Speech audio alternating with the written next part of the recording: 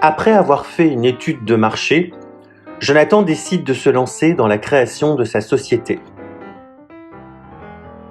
Il décide de vendre des mobiles neufs et reconditionnés à destination d'une clientèle particulière. Il ne travaillera pas avec les professionnels dans un premier temps. Pour générer du chiffre d'affaires, il doit non seulement identifier sa future clientèle, mais aussi en connaître les motifs et les motivations d'achat. Ce que l'on appelle les motivations d'achat sont des facteurs qui poussent les consommateurs au-delà de leurs besoins.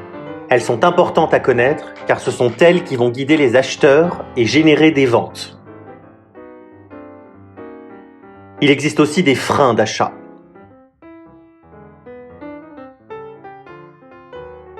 En ce qui concerne les motivations d'achat, il en existe 3 types que nous détaillerons tout à l'heure. Les achats hédonistes, relatifs à son propre plaisir et à sa consommation personnelle. Les achats dits oblatifs, pour faire plaisir aux autres, comme des fleurs par exemple. Les achats d'auto-expression, relatifs à ce que nous sommes et ce que nous représentons dans la société, comme du prêt-à-porter à la mode par exemple. Mais aussi les freins d'achat.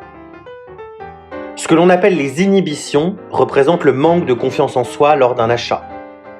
Les peurs, des inquiétudes qui peuvent être fondées ou imaginaires. Les freins de valeur, ils sont liés aux convictions et aux représentations sociales. Il existe plusieurs techniques pour déterminer les clients potentiels et leur personnalité dans les achats. Ici, nous verrons la technique de l'acronyme SONCASE que nous détaillerons dans une autre partie avec des cas concrets. Il se répartit de la manière suivante. La sécurité, besoin d'être assuré par la marque, la fiabilité du vendeur. La garantie, la fiabilité du produit. L'orgueil, être à la mode, faire preuve d'un certain standing. Ce mobile est souvent non exprimé.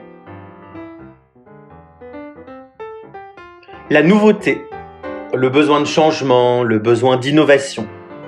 Le client aura besoin d'originalité, d'audace. Le confort, besoin de bien-être, de facilité d'utilisation, de praticité et de rapidité. L'argent, l'économie à l'achat, désir de faire des bonnes affaires. La sympathie, côté affectif, mobile d'achat cadeau, spontanéité.